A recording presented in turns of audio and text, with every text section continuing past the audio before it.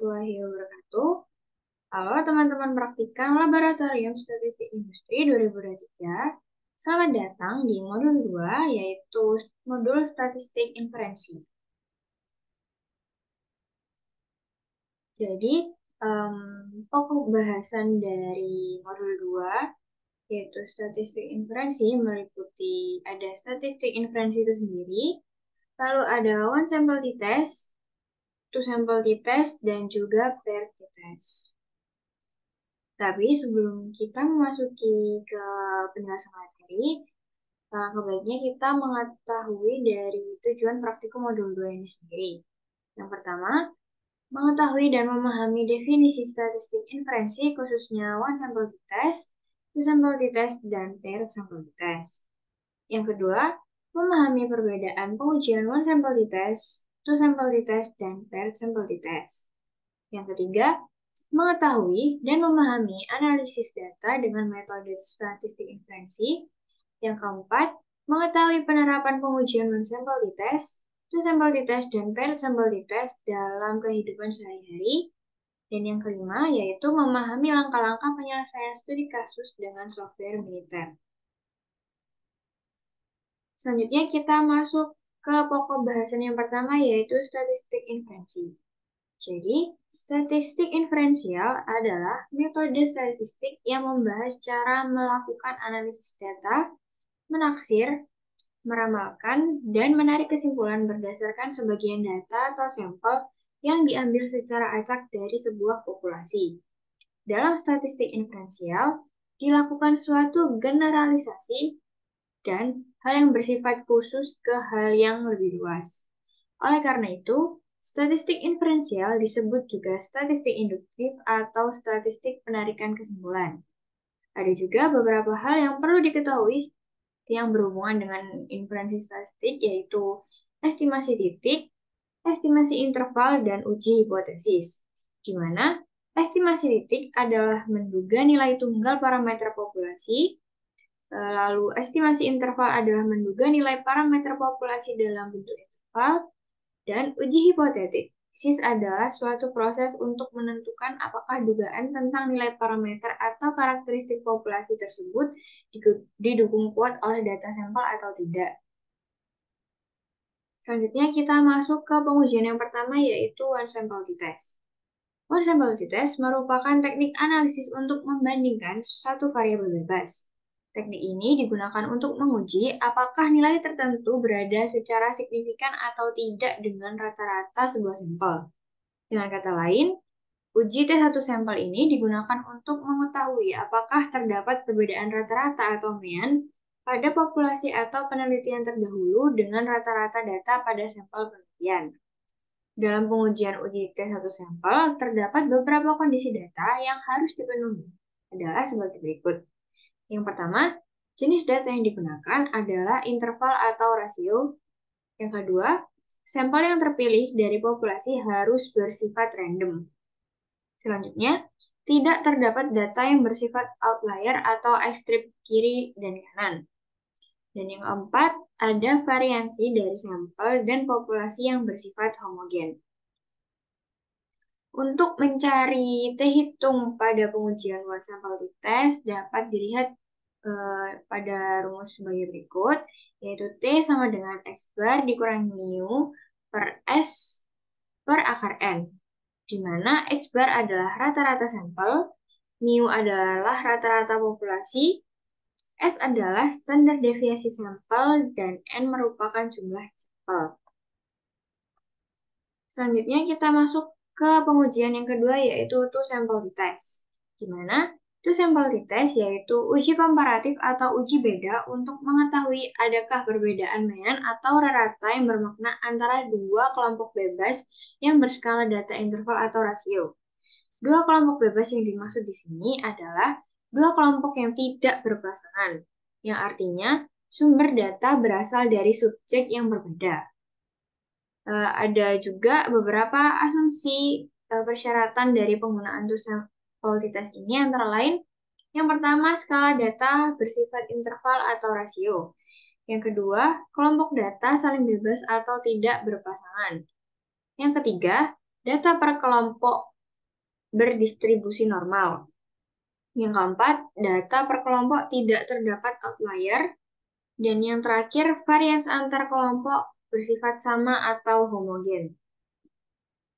Untuk mencari nilai T atau T hitung dari pengujian to sampel t-test dapat dilihat pada rumus berikut, yaitu T sama dengan X bar 1 dikurangi X bar 2 per S akar 1 per N1 plus 1 per N2, di mana X bar menunjukkan rata-rata sampel, N menunjukkan banyak data sampel, dan S menunjukkan varians. Lalu kita masuk ke pengujian yang terakhir, yaitu paired sample t-test. Untuk paired sample t-test atau uji T2 sampel berpasangan ini merupakan bagian dari analisis statistik parametrik. Uji T2 sampel berpasangan ini bertujuan untuk mengetahui apakah terdapat perbedaan rata-rata dua sampel atau dua kelompok yang saling berpasangan atau berhubungan. Adapun yang dimaksud dengan berpasangan adalah data pada sampel kedua merupakan perubahan atau perbedaan dari data sampel pertama. Atau dengan kata lain, sebuah sampel dengan subjek sama yang mengalami dua perlakuan. Adapun syarat dari penggunaan paired sample t-test ini sendiri, yaitu yang pertama, uji komparasi antara dua nilai pengamatan berpasangan, misalnya perlakuan saat sebelum dan sesudah. Selanjutnya, uji paired sample t-test digunakan pada uji parametrik di mana memiliki syarat satu sampel atau setiap elemen mempunyai dua nilai pengamatan. Lalu data bersifat kuantitatif rasio interval. Selanjutnya, data berdistribusi normal atau di populasi terdapat distribusi difference sama dengan D yang berdistribusi normal dengan mean, mu D sama dengan 0 dan variansi sama dengan 1. Dan kedua kelompok bersifat dependen. Untuk mencari nilai T dari uji paired sample t-test dapat dilihat pada rumus berikut, yaitu T sama dengan D bar per SD per akar N, di mana T menunjukkan nilai T hitung, D menunjukkan rata-rata selisih pengukuran pertama dan kedua, SD menunjukkan standar deviasi selisih pengukuran pertama dan kedua, dan N menunjukkan jumlah sampel. Selanjutnya kita masuk ke pengaplikasian software. Kita masuk ke soal praktikum yang ada di modul. Untuk pengolahan data yang pertama, kita akan mengolah menggunakan one sample t-test dan two sample t-test. Jadi di sini ada studi kasus PT Bersih Wangi memproduksi deterjen yang terbagi dalam dua jenis, yaitu deterjen bubuk dan deterjen cair. Perusahaan tersebut ingin mengetahui tingkat penjualan dari dua jenis deterjen tersebut. Setelah diteliti, diketahui rata-rata penjualan dari deterjen tersebut adalah sebesar 60. Perusahaan secara acak mengambil 15 sampel dan melakukan one sample test untuk menentukan apakah tingkat penjualan deterjen tahunan berbeda dari 60. Tentukan apakah rata-rata penjualan deterjen tersebut sama atau tidak. Tentukan apakah rata-rata penjualan tiap jenis deterjen tersebut sama atau tidak dengan signifikansi 5%. Lalu di sini sudah ada data penjualan deterjen pada PT Bersih Wangi. Terdapat 15 sampel data. Langsung saja kita masuk ke pengolahan data, yaitu dengan pertama-tama kita copy paste dulu data yang kita dapatkan. Untuk pengolahan one sample t-test, kita klik start, klik basic statistik, klik one sample t, lalu kita klik one on more sample, lalu kita klik tab ini, kita input deterjen bubuk dan juga deterjen cair. Lalu kita tentang perform hipotesis test dengan hipotesisnya sebesar 60. 60 didapatkan dari soal praktikum tadi, diketahui bahwa rata-ratanya adalah 60. Lalu kita klik option. Lalu di sini terdapat confidence level sebesar 95. Kenapa kok 95? 95 merupakan derajat kepercayaan minimum dari sebuah data. Karena apabila data tersebut memiliki confidence level di atas 95, maka data tersebut sudah sangat akurat. Jadi di sini kita menggunakan batas minimum dari derajat kepercayaan itu tadi. Lalu kita klik OK. Kita klik OK. Pada pengujian sampel T, untuk deterjen bubuk dan deterjen cair didapatkan nilai T hitung dan juga p-value.